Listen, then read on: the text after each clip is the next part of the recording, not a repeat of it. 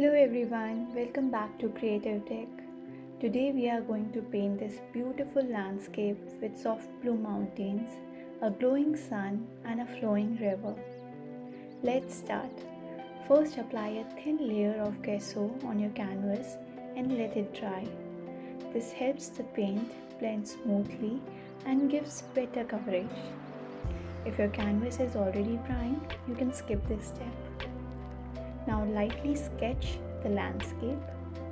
First we'll start with the sky. For the sky mix, I have already mentioned which acrylic color and how much quantity you need to make this shade. This mix gives a soft muted yellowish sky.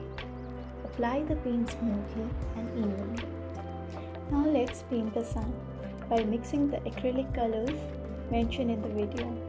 And while painting the sun, use the circular strokes and keep the edges smooth and gentle. In the rest of the video, you can mix your acrylic colors with the sculpture paste just as mentioned on the screen to get the exact shades. For all the mountain tones, we will add a little sculpture paste into each mix.